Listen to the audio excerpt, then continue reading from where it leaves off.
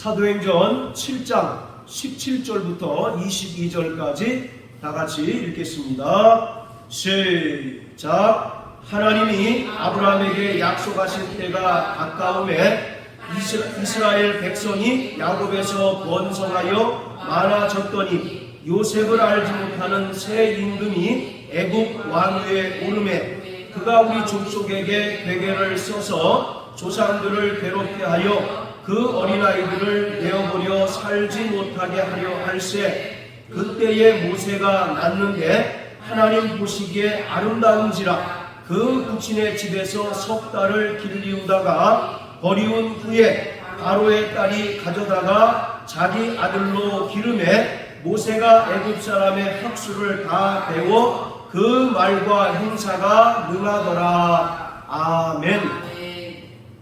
사도행전 7장은 스데반의 설교입니다. 그리고 스데반이 이스라엘의 역사를 통해서 하나님께서 아브라함에게 하셨던 그 약속들을 어떻게 이뤄가고 있는가를 보여주고 있습니다. 그 중에서도 오늘 모세에 관한 이야기인데 이 모세에 관한 이야기가 7장에서 가장 많은 부분을 할애하고 있습니다.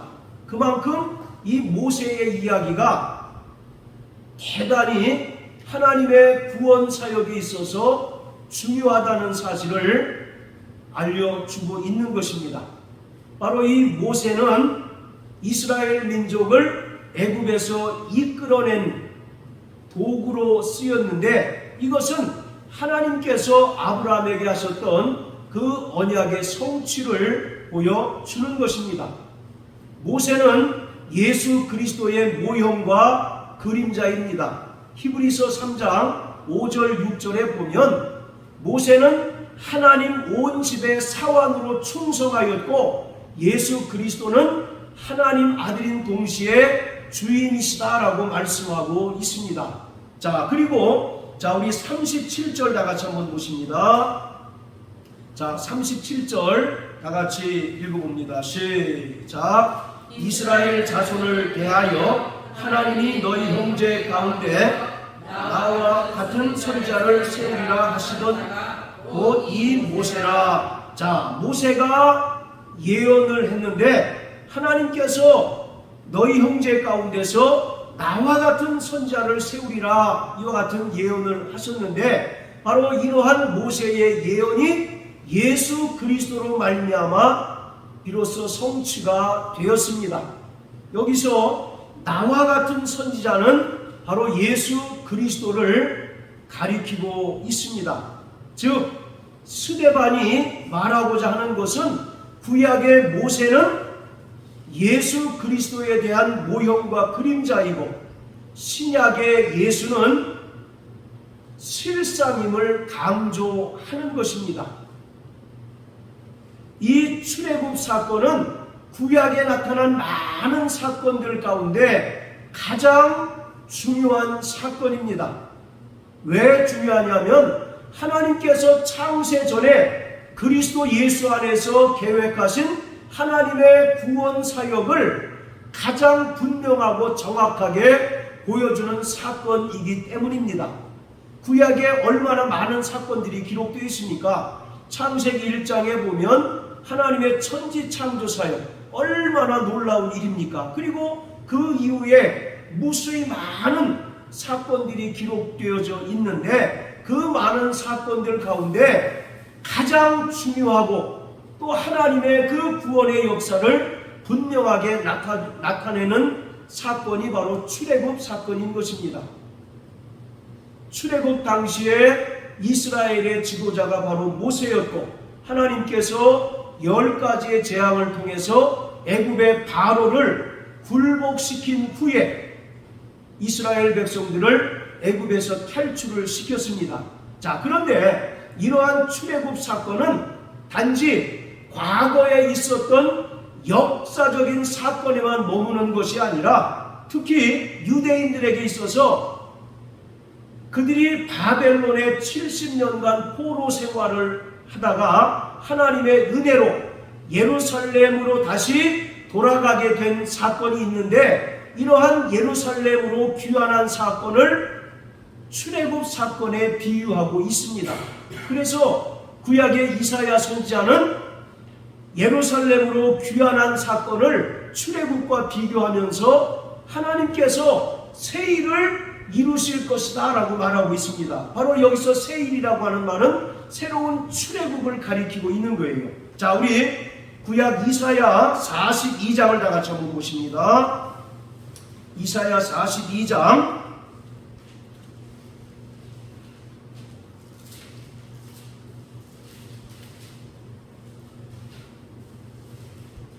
자, 9절입니다. 시작. 보라, 전에 예언한 일이 이미 이루었느니라.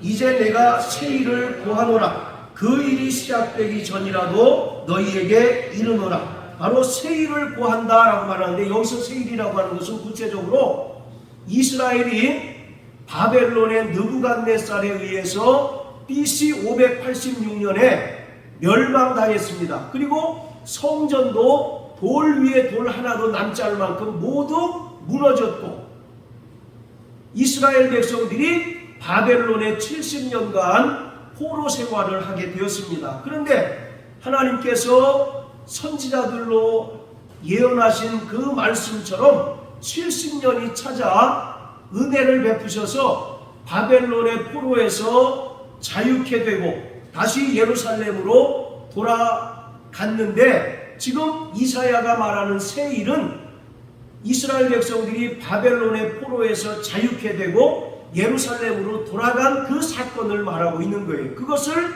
지금 새 일이라고 말하고 있는데, 무엇에 비해서 새 일이냐면 모세가 일으킨 그 출애굽에 비해서 바로 새 일이라는 겁니다. 즉 바벨론에서 예루살렘으로 귀환한 사건을 새로운 출애굽이라고 이사야는 표현하고 있는 것입니다. 자, 또 43장도 한번 보세요. 43장 19절. 자, 우리 대성형제 한번 읽어주십시오. 이사야서 43장 19절. 보라, 내가 새 일을 행하리니 이제 나타날 것이라.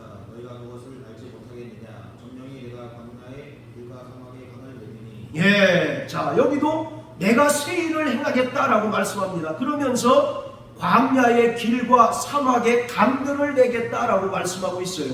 여기서 광야와 사막이라고 하는 것은 그 출애굽을 연상하게 합니다. 자, 또 48장 한번 보세요. 이사야 48장 자, 6절 우리 대성경제 또 한번 읽어주세요.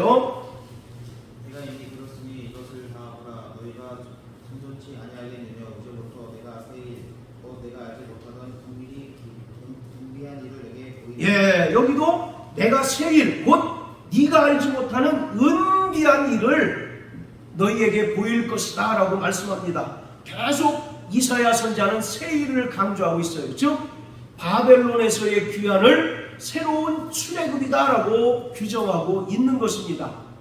자, 그런가 하면 신약에서 예수님께서는 이 땅에 영적인 출애굽을 이루러 오신 참 선지자로 설명하고 있습니다. 그래서 예수님께서는 이 땅에 말씀이 육신이 되어 오셨는데, 예수님께서 오신 목적은 바로 영적인 출애굽을 완성하시기 위하여 오셨고, 또 그것을 완성하시기 위하여 예루살렘에서 십자가에 달려 죽으셨다라고 성경은 말씀하고 있습니다. 자, 우리 누가복음 9장을 다 같이 보십니다. 누가복음 9장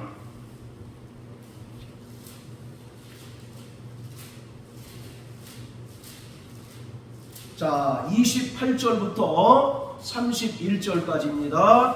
시작. 이 말씀을 하신 후 8일쯤 되어 예수께서 베드로와 요한과 야고보를 데리시고 기도하시러 산에 올라가사 기도하실 때에 용모가 변화되고 그 옷이 휘어져 광채가 나더라. 문득 두 사람이 예수와 함께 말하니 이는 모세와 엘리야라. 영광 중에 나타나서 장차 예수께서 예루살렘에서 별세하실 것을 말씀할세. 자, 예수님께서 3명의 제자들을 데리시고 변화산상에 올라가셨는데, 바로 모세와 엘리야가 환상 중에 나타납니다.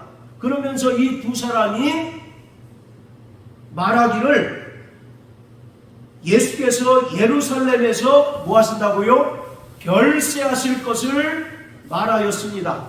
여기서 별세, 우리 보통 별세란 뜻이 무엇입니까? 세상과 이별하고 죽는다라는 그런 뜻 아니겠습니까? 바로 이 별세에 해당하는 헬라어가 엑소더스입니다. 구약의 출애굽기를 영어로 엑소더스라고 말하는데 그것을 정확하게 별세라고 표현하고 있습니다. 그래서 예수님께서 별세하실 것을 말씀하셨다는 것은 예수님께서 이 땅에 오신 목적을 설명하고 있는 거예요. 바로 예수님은 영적인 출애굽을 완성하러 오신 분이라는 것입니다. 그리고 영적인 출애굽을 완성하시기 위해서는 예수님께서 반드시 어디서 죽으셔야 됩니까? 예루살렘에서 십자가에 달려 죽으셔야 된다는 것을 말하고 있습니다. 자, 또 히브리서 11장을 다 같이 한번 보세요. 히브리서 11장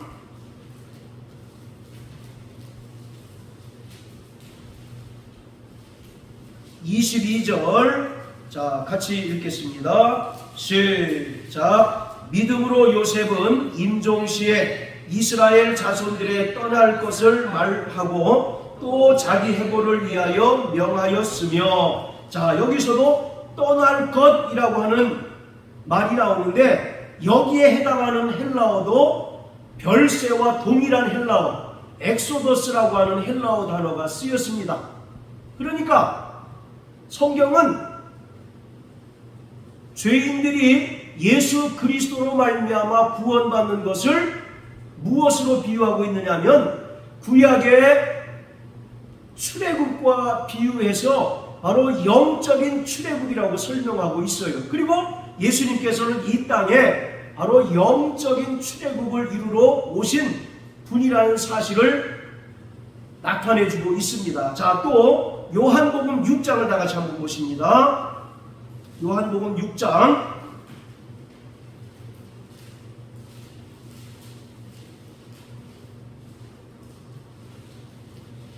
자 14절 우리 같이 읽겠습니다. 시작. 그 사람들이 예수의 행하신 이 표적을 보고 말하되 이는 참으로 세상에 오실 그 선지자라 하더라. 아까 우리가 사도행전 7장 37절에서 모세가 예언한 것을 읽었습니다. 너희 형제 가운데 나와 같은 선지자를 세우리라고 모세가 예언했죠. 바로 그 예언이 예수로 말미암아 이루어졌다는 것을 사람들이 아는 것을 말합니다. 자, 이것은 그 앞에는 바로 오병이어의 이적이고요. 그리고 그 뒤에 16절부터 21절까지 보면 예수님께서 물 위를 걸어가신 사건을 설명하고 있는데 바로 이 오병이어의 사건과 예수님께서 물 위를 걸어가신 사건은 출애굽 사건을 정확하게 보여주고 있는 것입니다.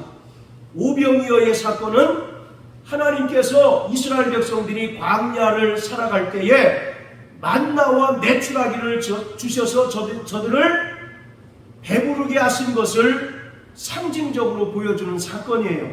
그리고 물 위를 걸어가신 사건은 이스라엘 백성들이 애굽을 탈출할 때 그 앞에 홍해가 가로막혔지 않습니까? 그 홍해가 갈라지고 이스라엘 백성들이 무사히 건너간 사건을 지금 예수님께서 보여주는 사건입니다. 그래서 거기에 모였던 사람들이 오병이어의 표적을 보고 예수님을 뭐라고 얘기합니까? 아, 저가 세상에 오실 그 선지자다라고 비로소 알게 되는 거죠. 자, 이처럼 예수님께서는 이 땅에 영적인 출애굽을 완성하기 위하여 오신 분이시고 또 예루살렘에서 십자가에 달려 죽으심으로 말미암아 영적인 출애굽을 완성하신 분이에요. 이처럼 구약에 나타난 많은 사건들이 있는데 그 사건들 중에서 가장 하나님의 구원의 역사를 분명하고 정확하게 보여주고 있는 것이 바로 출애굽 사건입니다. 그리고 이 출애굽 사건은 성도들의 그 구원의 여정을 정확하게 설명해 주는 사건이기도 합니다. 이스라엘 백성들이 애굽에서 유월절을 시작으로 해서 탈출했죠. 그리고 이스라엘 백성들이 홍해를 건넜는데 고린도전서 10장에 보면 홍해를 건넌 것을 칭례받은 것이다 라고 설명을 합니다. 그래서 이스라엘 백성들이 유월절 사건을 시작으로 해서 홍해를 건넌 것까지의 그 사건이 구원받은 성도들의 칭의의 구원을 설명해주고 있습니다. 우리가 예수님의 은혜를 믿음으로 죄사함 받고 또 주님의 명령에 순종하여 칭례를 받음으로 거듭난 하나님의 백성이 되는 것이 바로 칭의의 구원인데, 이것을 유월절 사건을 시작으로 해서 홍해를 건넌 사건을 통해서 우리에게 정확하게 보여주고 있는 것이죠. 그리고 이스라엘 백성들이 이제 홍해를 건넌 후에 광야에서 40년 동안 철저히 하나님의 백성으로 양육받고 또 연단받는 그 기간이 있는데, 이 기간이 성도들의 성화의 과정을 설명하고 있는 것입니다. 그리고 그들이 요단강을 건너서 가나안 땅에 들어가서 이방 민족들을 다 몰아내고 땅을 분배받은 그 사건이 성도들의 영화의 구원을 설명해 주고 있는 거예요. 그러니까 구약에서 가장 중요한 사건은 바로 출애굽 사건이고, 우리가 이 출애굽 사건만 정확하게 이해하고 깨닫게 되면 하나님께서 우리를 어떻게 구원해 가시고 어떻게 최종적인 결말이 이루어질 것이라는 사실을 분명하게 알 수가 있는 것입니다. 자, 다시 사도행전 7장으로 돌아가서요. 자, 오늘 스데반은 모세의 이야기를 하고 있는데, 모세의 이야기를 40년씩 세 부분으로 나눠서 설명하고 있습니다. 왜냐하면 모세가 몇 살까지 살았습니까? 120살까지 살았어요. 그래서 40년 이렇게 세 부분으로 나눠서 하나님께서 모세를 통해서 어떻게 이스라엘 백성들을 구원하셨는가를 보여주고 있습니다. 그 첫 번째 40년의 시기가 오늘 본문의 내용인데, 오늘 본문은 모세가 바로 공주의 아들로 입양되어서 철저히 애굽의 모든 문화를 배워서 말과 행사가 능했다라고 하는 것을 말하고 있습니다. 자, 그리고 두 번째 40년 시기는 모세가 어느 날 자기 동족 히브리 사람을 구박하는 애굽 관리를 죽입니다. 그리고 나서 그 다음에 가보니까 또 히브리 사람들끼리 서로 싸울 때 그것을 중재했는데, 히브리 사람이 모세가 애굽 사람을 죽인 것을 알고 네가 우리를 또 죽이려고 하느냐라고 하니까 모세가 이제 바로에게 붙잡혀서 이제 죽을까봐 그 길로 도망을 가게 되죠. 그래서 미디안 광야로 이제 도망가서 그곳에서 40년 동안 사는 그 시기가 바로 두 번째 40년 시기입니다. 이때 하나님께서는 모세를 미디안 광야에서 철저하게 훈련을 시켜요. 그러니까 이 두 번째 40년 기간은 모세가 애굽에서 누렸던 모든 기득권, 부귀와 영화를 완전히 잊어버리게 만드는 그런 혹독한 기간이었습니다.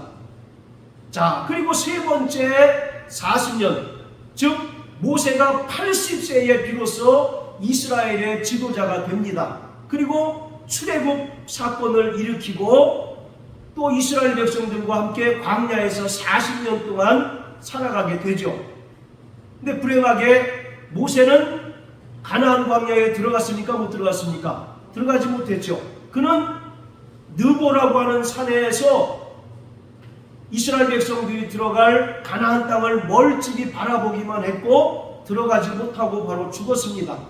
이것이 마지막 40년 기간인데 이때 하나님께서는 모세에게 여호와라고 하는 하나님의 이름을 계시해 줍니다. 우리가 잘 아는 출애굽기 3장 14절 15절에 하나님께서 가시나무 떨기 가운데 나타나셔서 그 이름을 계시해 주시는데 그 이름이 뭡니까? 바로 여호와입니다. 그 전에 이스라엘 백성들에게는 엘샤다이라고 하는 이름으로 나타나셨어요.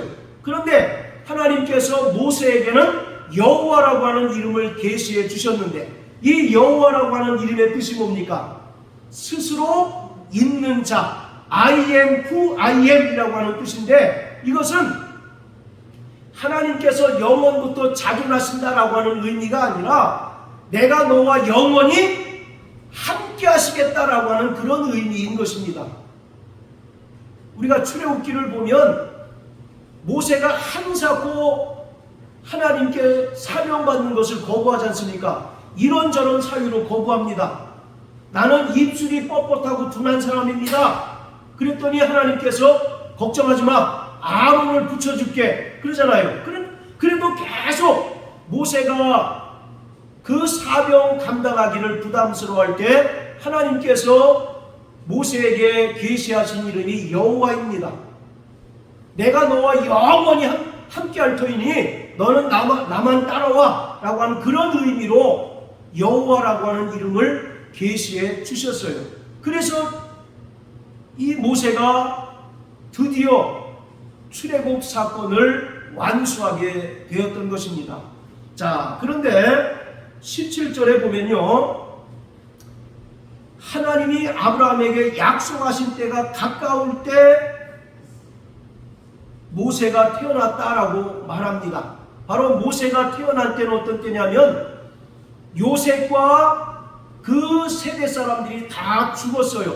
그리고 이스라엘이 애굽에서 생육하고 번성하고 강성하고 애굽 온 땅에 가득했습니다. 그런데 갑자기 이러한 상황이 반전이 되는데, 자, 그것이 바로 18절 19절에서 기록하고 있는데 요셉을 알지 못하는 새 왕이 나타나서 이스라엘의 사내 아이를 다 죽이라고 명령을 내립니다. 자, 여기 표시해 놓으시고요. 우리 출애굽기 1장을 다 같이 한번 보십니다. 출애굽기 1장.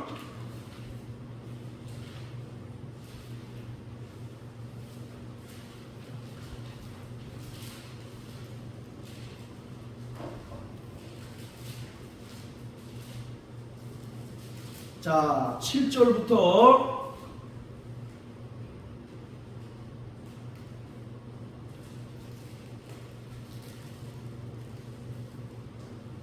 자, 10절까지 읽어봅니다. 시작. 이스라엘 자손은 생육이 중다하고 번식하고 창성하여 심히 강대하여 온 땅에 가득하게 되었더라. 요셉을 알지 못하는 새 왕이 일어나서 애굽을 다스리더니 그는 그 신민에게 이르되 이 백성 이스라엘이 우리보다 많고 강하도다. 자, 우리가 그들에게 대하여 지혜롭게 하자. 두렵건대 그 일이 더 많게 되면 전쟁이 일어날 때 우리 대적과 합하여 우리와 싸우고 이 땅에서 갈까 하노라 하고. 자, 이스라엘 백성들이 생육하고 번성하고 땅에 충만합니다. 그래서 애굽 온 땅에 가득하게 되었어요.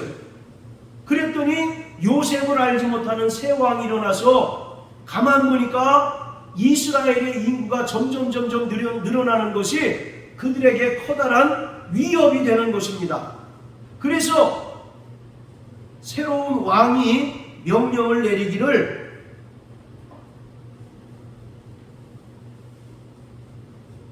자, 15절부터 17절까지 한번 또 읽겠습니다. 시작. 애굽 왕이 히브리 산파 십부라라 하는 자와 부하라 하는 자에게 일러 가로되 너희는 히브리 여인을 위하여 조산할 때에 살펴서 남자여든 죽이고 여자여든 그는 살려두라. 그러나 산파들이 하나님을 두려워하여 애굽 왕의 명령을 어기고 남자를 살린지라. 자, 애굽의 새 왕이 어떤 명령을 내립니까?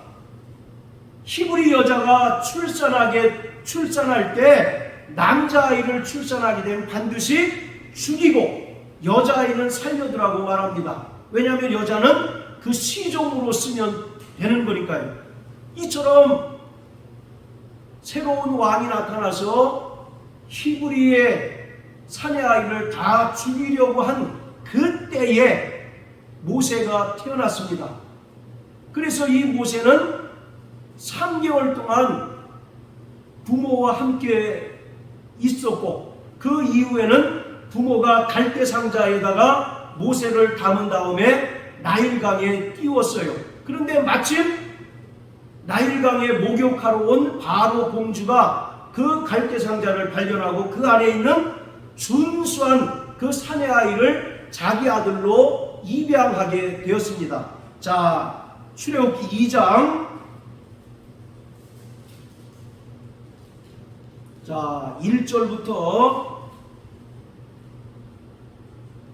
7절까지 한번 읽습니다. 시작. 레위 족속 중 한 사람이 가서 레위 여자에게 장가 들었더니 그 여자가 잉태하여 아들을 낳아 그 준수함을 보고 그를 석 달을 숨겼더니 더 숨길 수 없이 되매 그를 위하여 갈 상자를 가져다가 역청과 나무진을 칠하고 아이를 거기 담아 하숫과 갈대 사이에 두고 그 누이가 어떻게 되는 것을 알려고 멀리 섰더니 바로의 딸이 목욕하러 하수로 내려오고 시녀들은 하숫가에 거닐 때에 그가 갈대 사이에 상자를 보고 시녀를 보내어 가져다가 열고 그 아이를 보니 이 아이가 우는지라 그가 불쌍히 여겨 가로되 이는 히브리 사람의 아이로다. 그 누이가 바로의 딸에게 이르되 내가 가서 히브리 여인 중에서 유모를 불러다가 당신을 위하여 이 아이를 젖먹이게 하리이까. 자, 모세를 그 부모가 갈대 상자에 넣어서 나일강에 버리게 됐죠. 그런데 마침 목욕하러 온 바로 공주가 그 갈대 상자를 발견하고 그 안에 있는 모세를 자기 아들로 이제 입양을 한 그런 내용입니다. 자, 2절에 보면 갈 상자라고 되어 있죠. 갈 상자. 바로 갈대 상자입니다. 자, 그런데 자세히 보세요. 갈대 상자를 가져다가 역청과 나무진을 칠하고 어디서 많이 본 모습 아닙니까? 네. 창세기 6장에 노아가 방주를 지을 때 역청으로 틈을 메우고 그런 얘기 나오죠. 그래서 여기서 상자라고 하는 것은 하나님의 언약궤를 가리킵니다. 그러니까 이 갈대 상자가 바로 하나님의 언약궤를 말하고 있는 거예요. 노아의 방주, 그 방주도 바로 언약궤를 상징하고 있습니다. 그러니까 언약궤 안에 모세가 들어있었다는 것은 이 땅에 하나님의 언약궤로 오신 예수 그리스도를 모세를 통해서 보여주고 있는 거예요. 이 갈대 상자가 바로 하나님의 언약궤입니다. 예수님은 이 땅에 참 성전으로 오셨죠. 바로 언약궤로 이 땅에 오신 분이 예수 그리스도이십니다. 그것을 정확하게 모형과 그림자로 보여주고 있는 것이 모세가 갈대 상자에 담겨서 나일강에 버리운 것입니다. 예수님께서도 공생애를 시작하실 때 침례 요한으로부터 침례를 받으셨죠. 이 모세라고 하는 이름의 뜻은 건져내다라는 뜻이에요. 바로 침례의 의미가 있습니다. 그러니까 이 모세는 정확하게 누굴 보여주고 있습니까? 예수 그리스도를 보여주고 있는 거예요. 그리고 또 모세가 일으킨 출애굽 사건은 정확하게 예수님께서 이 땅에 오셔서 이루신 구원을 보여주고 있는 것입니다. 자, 다시 사도행전 7장으로 돌아가서요.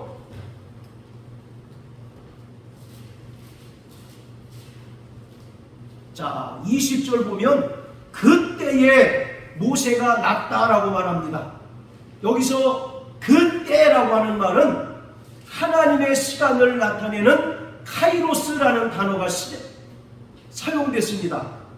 성경에는, 신약 성경에는 시간을 나타내는 헬라어가 두 개가 사용이 됐는데 하나는 크로노스라는 단어하고 하나는 카이로스라는 단어예요. 자, 따라하세요. 크로노스. 이 크로노스라는 말은 우리가 지금 사용하는 1분, 1시간 또 하루 하는 그런 물리적인 시간이 바로 크로노스입니다. 그런데 그때에 모세가 났다라고 할 때 이 때라고 하는 것은 하나님의 시간을 말하는 카이로스를 말하고 있습니다. 이것은 모세가 태어남으로 말미암아 하나님의 이스라엘을 향한 구원의 역사가 새롭게 시작되었다는 것을 명백하게 보여주고 있는 거예요. 자, 그리고 20절 또 자세히 보세요. 하나님 보시기에 아름다웠다라고 말합니다. 누가요? 바로 모세가 하나님 보시기에 아름다웠다라고 말씀하고 있잖아요. 여기서 이 아름답다라는 말은 외모가 출중하다라는 의미입니다. 아마 우리 고대성 형제만큼 아름다웠던 것 같아요. 자, 이처럼 외모가 출중했던 사람이 모세였고요. 이것을 출애굽기 2장 2절에는 준수하다라고 이렇게 표현합니다. 자, 그런데 여기서 이 더 중요한 것은 이 아름답다라고 하는 말이 또 어느 것과 연결이 되느냐면, 여러분 창세기 1장에서 하나님께서 엿새 동안 천지를 창조하셨죠. 하루마다 창조를 마치시고 항상 뭐라고 말씀하십니까? 보시기에 좋았더라. 그리고 마지막 여섯째 날은 뭐라고 얘기합니까? 보시기에 심히 좋았다라고 말씀하는데 거기에 사용한 단어와 동일하게 사용된 단어예요. 그러니까 이 모세가 보통 아이가 아니라는 것입니다. 이 모세를 통해서 하나님의 구원의 섭리가 이루어질 것을 나타내고 있는 것이에요. 그리고 이 모세가 장차 장성하여서 하나님께 어떠한 사명을 감당할 자인 것을 이 표현을 통해서 분명하게 보여주고 있습니다. 그리고 하나님께서는 모세를 바로 공주의 아들로 입양해서 철저히 40년간 애굽의 모든 문화를 배우도록 섭리하셨고 양육하셨어요. 요셉을 알지 못하는 새 왕의 명령이 뭐였습니까? 유대인 중에 남자아이가 태어나면 반드시 죽여라. 그래서 대부분의 유대인들이 죽어갔지만, 그러나 하나님께서 나일강에 버려진 모세가 바로 공주에게 발견되고 또 그에게 아들로 입양되어서 40년간 철저하게 애굽의 모든 문물을 또 문화를 배워서 말과 행사에 아주 형통한 자가 되게 한 것은 하나님께서 철저하게 모세를 준비시킨 것입니다. 이스라엘을 구원할 자로 하나님께서 철저하게 연단하시고 또 훈련시키시고 바로 양육한 거예요. 그래서 바로 모세가 120년을 살았는데 그 중에 첫 40년은 하나님께서 철저하게 모세를 양육하는 그러한 시기였던 것입니다. 아까 모세의 이름의 뜻이 뭐라고 그랬습니까? 건져내다라는 뜻이 있어요. 이 모세의 이름을 통해서도 또 하나님께서는 우리에게 죄인들을 구원하시는 것이 하나님의 뜻임을 분명하게 나타내 주셨습니다. 나일강에서 건짐을 받은 모세는 애굽에서 430년 동안 바로의 압제에서 고통하는 이스라엘을 애굽에서 탈출시키고 홍해에서 건져내야 하는 사명을 맡은 자라고 하는 것입니다. 요셉은 75명의 이스라엘을 구원했지만 바로 모세는 이스라엘 민족 전체를 구원했습니다. 이것은 모든 죄에서 인류를 구원하신 예수 그리스도를 정확하게 보여주고 있는 것입니다. 그리고 하나님께서는 모세가 하나님의 그 사명자로 온전히 설 때까지 애굽에 위탁하셔서 철저하게 훈련시키시고 철저하게 양육하신 거예요. 그래서 22절에 뭐라고 얘기합니까? 모세가 애굽 사람의 학수를 다 배워 그 말과 행사에 능했다라고 말합니다. 여러분, 지금 유학 주로 어느 나라로 많이 갑니까? 우리가 보통 유학 가면 어디로 많이 가요? 미국으로 많이 가잖아요. 우리보다 못 사는 나라로 유학 가는 경우 있습니까? 없습니까? 별로 없잖아요. 바로 하나님께서는 철저히 그 당시에 세계를 호령하는 애굽에게 모세를 의탁하셔서 모세를 철저하게 훈련시키고 양육하신 것입니다. 이처럼 하나님께서 쓰시는 자는요, 조그만 일에도 철저하게 순종하고 준비된 자가 하나님께 쓰임받을 수 있습니다. 우리는 보통 세상 일과 또 영적인 일을 나누는 경우가 많죠. 세상 일은 등한히 하고 영적인 일은 열심히 해야 하나님께서 쓰신다라고 생각해요. 전혀 그렇지 않습니다.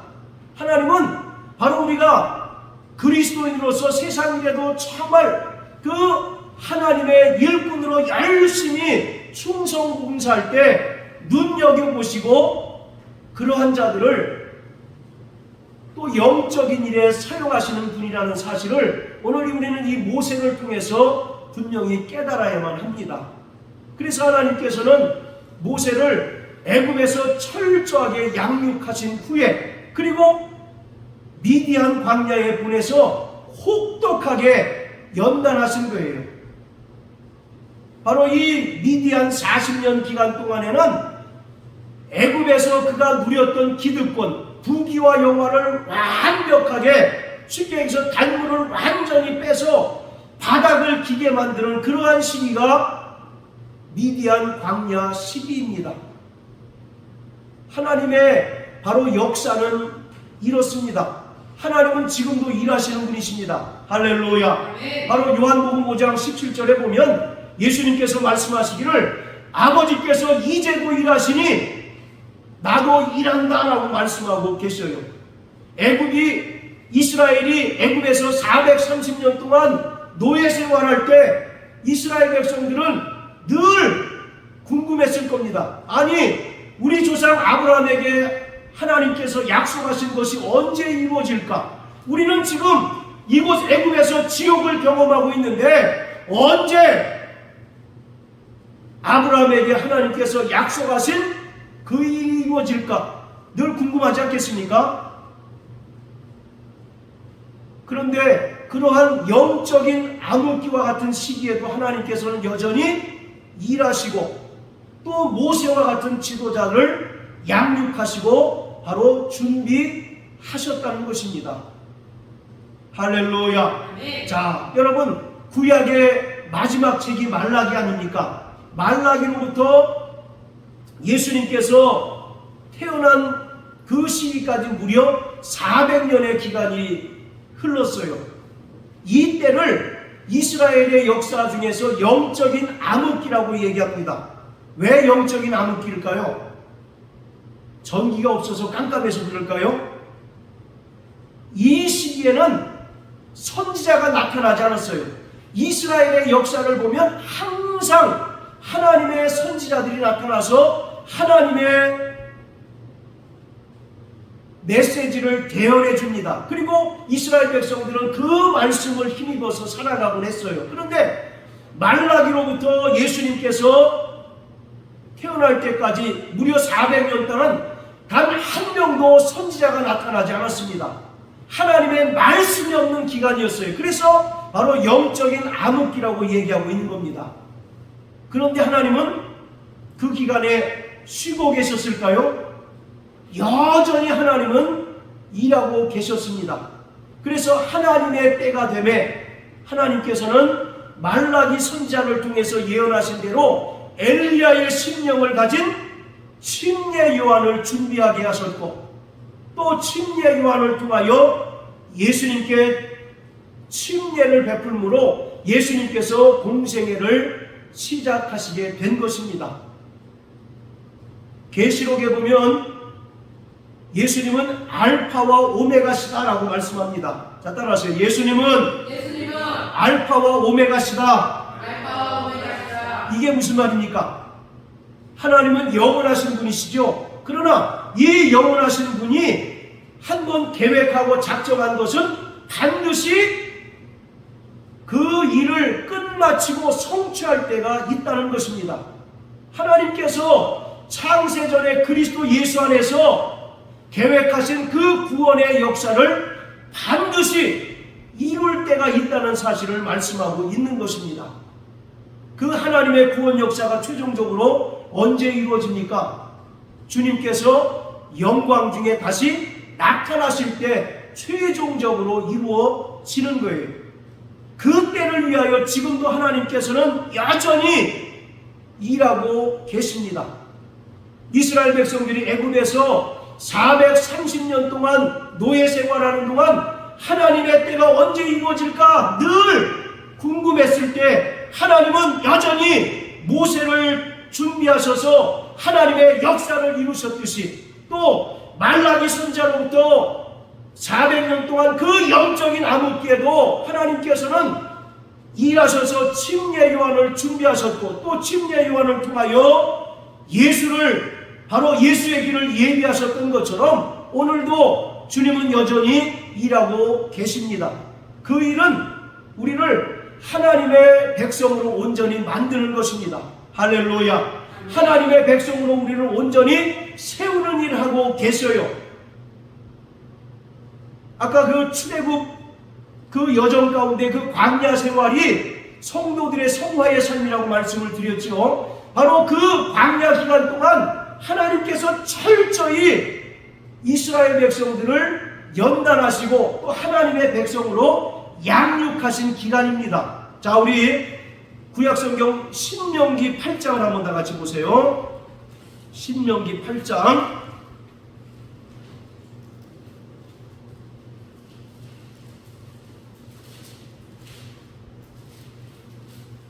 자, 1절부터 4절까지 다 같이 읽겠습니다. 시작. 내가 오늘날 명하는 모든 명령을 너희는 지켜 행하라. 그리하면 너희가 살고 번성하고 여호와께서 너희의 열조에게 맹세하신 땅에 들어가서 그것을 얻으리라. 내 하나님 여호와께서 이 40년 동안에 너로 광야의 길을 걷게 하신 것을 기억하라. 이는 너를 낮추시며 너를 시험하사 내 마음이 어떠한지 그 명령을 지키는지 아니 지키는지 알려 하심이라. 너를 낮추시며 너를 줄이게 하시며 또 너도 알지 못하며 내 열조도 알지 못하던 만나를 내게 먹이신 것은 사람이 떡으로만 사는 것이 아니요 여호와의 입에서 나오는 말씀으로 사는 줄을 너로 알게 하려 하심이니라. 이 40년 동안에 내 의복이 헤어지지 아니하였고 내 발이 부르지 아니하셨느니라. 자, 이 40년 동안 하나님께서 이스라엘 백성들을 혹독하게 연단하시고 시험하시는 그런 기간이라는 겁니다. 즉 하나님의 백성으로 온전히 세우시는 그 기간이 바로 이 광야 기간이에요. 이 광야 기간 동안 애굽에서 살던 그 삶을 완전히 다시는 추억하지 못하게 만드신 것입니다. 그래서 때로는 줄이게도 하셨고 목마르게도 하셨어요. 그리고 하나님께서 때로 만나와 맥주나게 두셨고 반석에서 물을 나게 하셔서 마시우게 하셨고 또 구름 기둥으로 불 기둥으로 인도하셨습니다. 성경에서 이 40이라고 하는 숫자는요, 고난을 가리킵니다. 그리고 연단을 상징하는 숫자가 바로 40이에요. 모세가 며칠 동안 금식했습니까? 40일 동안 금식했죠. 마태복음 4장에 보면 예수님께서도 광야에서 40일 동안 금식하시고 줄이신 후에 마귀에게 시험을 받으셨어요. 이 40이라고 하는 숫자는 고난을 상징합니다. 그리고 하나님께서 철저히 하나님의 백성들을 연단하시는 그것을 상징하고 있는 것이 40이에요. 그래서 40년 동안 이스라엘 백성들을 광야에서 살게 하신 거예요. 저들이 하나님 말씀에 순종하는 하나님 백성 되게 하시는 그 기간이 바로 광야 기간입니다. 그러므로 우리는요, 정말 하나님의 뜻에 순종하는 삶을 살아가는 자가 되어야 합니다. 날마다 성령님의 인도하심을 따라 하나님의 뜻을 깨닫고 하나님 뜻대로 살아감으로써 우리가 하나님의 백성으로 철저히 다듬어져 가야 합니다. 모세가 40년 동안 그 애굽 문화를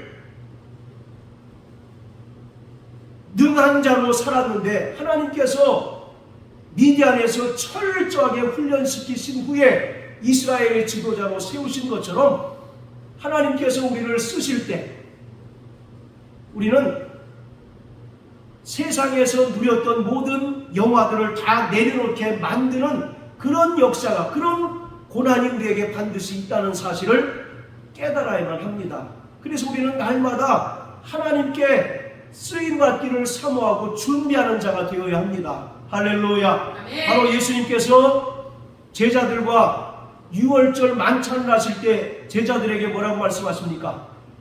저기 내려가면 아무도 타보지 않은 나귀가 있을 것이다 라고 말씀하잖아요. 주인이 왜 그 나귀를 가져가려고 하느냐라고 할 때 주께서 쓰시겠다 할 때 그가 즉시로 내어주지 않습니까? 이처럼 우리는 바로 이 기간 동안에 철저하게 하나님 뜻에 순종하고 하나님 뜻을 발견하고 하나님의 뜻에 합력하는 그 성도로서 살아가야 합니다.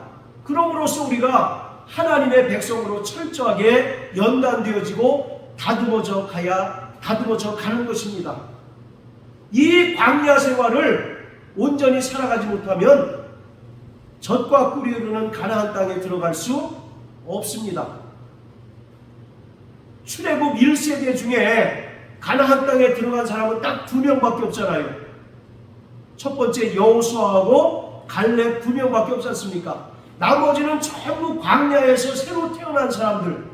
그래서 급히 그들에게 돌칼로 할례를 준 다음에 가나안 땅에 들어가게 만드셨지 않습니까? 여러분, 침례가 뭡니까? 침례가 다 침례 받으셨죠? 침례가 뭐예요? 침례는 옛사람과 이별하는 게 침례입니다. 내가 옛사람과 이별했습니다 라고 하는 것을 허다한 증인들 앞에서 공식적으로 선언하는 게 침례예요. 그러니까 이스라엘 백성들이 홍해를 건넜다는 것은 이제 더 이상 그들은 애굽의 노예가 아니라 하나님의 백성이 되었습니다라고 하는 그 분명한 표징인 거죠. 그런데 이들이 여전히 광야에서 애굽을 추억하고 애굽을 바라보다가 결국 광야에서 죽임을 당했지 않습니까? 이처럼 우리는 날마다 하나님 뜻을 깨닫고 정말 하나님 뜻대로 쓰임받도록 준비하는 자가 되어야 합니다. 언제 어떤 때 하나님께서 우리를 어떤 모양으로 사용하실지 아무도 모르기 때문에 우리는 날마다 성령이 교회들에게 하시는 그 음성을 듣고 하나님의 뜻을 깨닫고 그 뜻대로 순종하는 자가 되어야 합니다. 하나님은 반드시 뜻을 이루시는 분이에요. 그 뜻을 이루는데 동참하도록 우리를 부르신 것입니다. 할렐루야. 그 뜻을 이루시기 위하여 우리를 동력자 삼으신 겁니다. 그렇기 때문에 우리는 이 세대를 본받지 말고 우리를 향하신 하나님의 선하시고 기뻐하시고 온전하신 뜻이 무엇인지 분별하고 그 뜻대로 살아가야 하는 것입니다. 로마서 12장 2절에 보면 바울이 말하기를 너희는 이 세대를 본받지 말고 오직 마음을 새롭게 하여 변화를 받아 하나님의 선하시고 기뻐하시고 온전하신 뜻이 무엇인지 분별하라고 말씀하고 있습니다. 즉 이 세대를 본받지 말라는 것은 이 세상 사람들이 추구하는 삶의 가치관을 따라 살지 말라는 겁니다. 이 세상 사람들이 살아가는 그 삶의 방식대로 살지 말라는 것입니다. 왜요? 우리는 본질적으로 하나님 나라 백성이 되었기 때문에 그렇습니다. 빌립보서 3장 20절에 오직 우리의 시민권은 어디에 있다고요?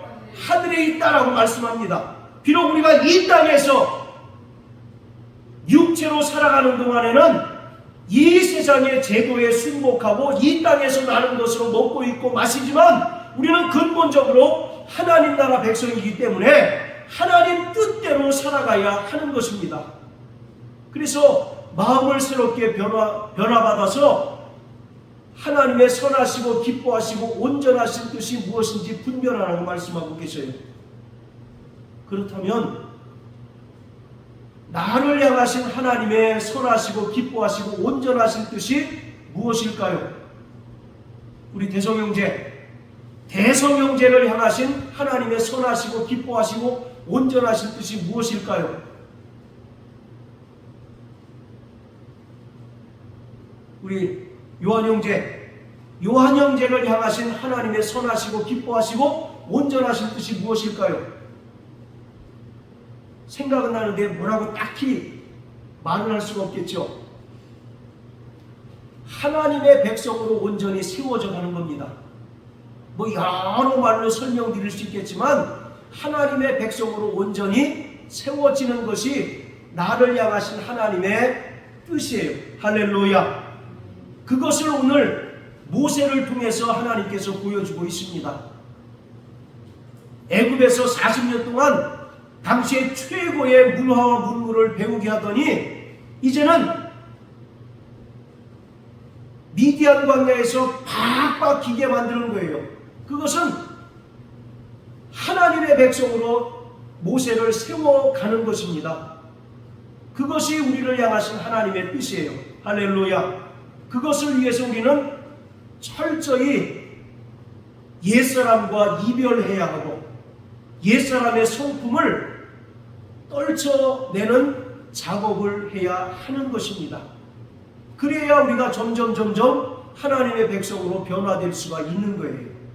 지금 이 상태로는 우리는 천국 근처에도 가지 못하는 수가 있다는 거죠. 그래서 우리는 날마다 성령님으로 말미암아 하나님의 백성으로 변화되어지고 하나님의 백성으로 온전히 세워져가는 훈련과 연습을 해야 하는 것입니다.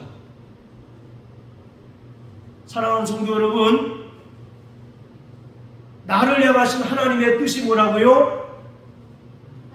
하나님의 백성으로 온전히 세워져 가는 것을 말하고 있습니다.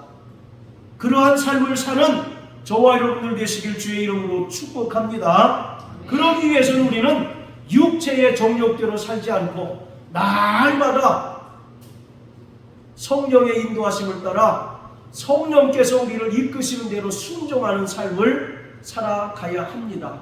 그것을 우리에게 하나님께서는 모세를 통해서 보여주셨고 모세를 통해서 이루신 그 출애굽을 통해서 우리에게 보여주셨습니다. 자, 따라하세요. 나 영혼아 성령으로 충만하자. 나 영혼아 성령의 인도하심을 받자.